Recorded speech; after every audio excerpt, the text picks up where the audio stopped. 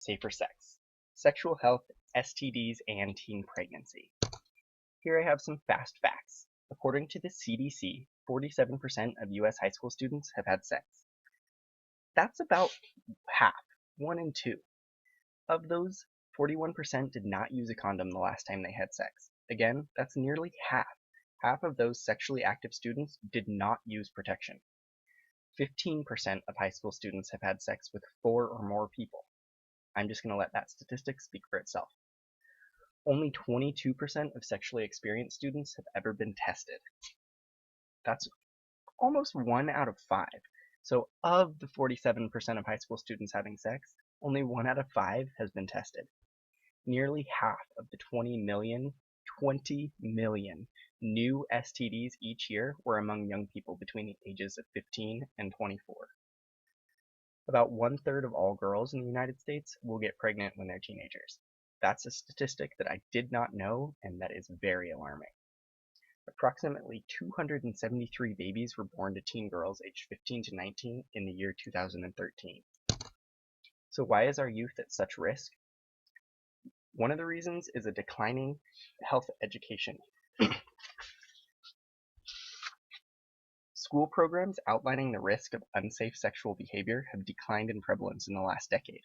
Also, many of the programs we do have are inadequate or incomplete, which exclude information about important topics such as sexual orientation. Another is substance abuse.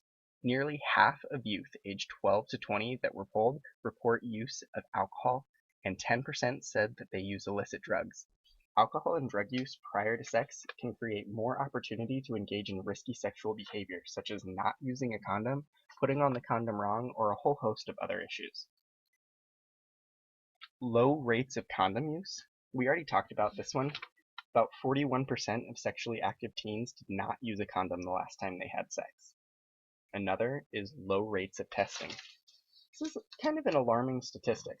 50% of youth aged 13 to 24 with HIV in the US were unaware of their infection. In 2013, only 22% of active high school students had ever been tested.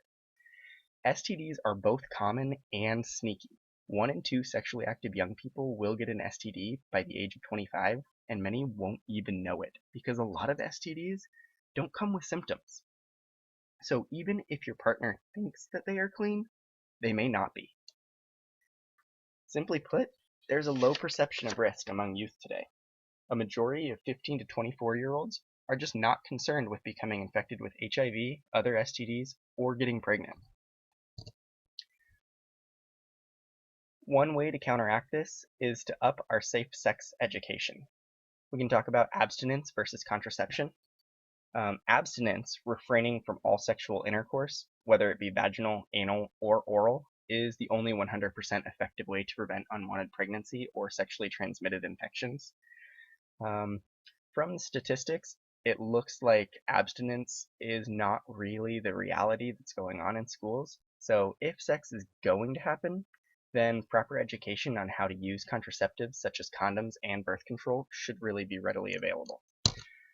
Some resources that youth can visit are parents. Parents are a great source of education and prevention methods. Parents can answer all sorts of questions as well as help their children obtain contraceptives like condoms or birth control. Planned Parenthood and other sexual health resources are also available. There's a list of these sexual health resources online at the cde.california.gov website listed here.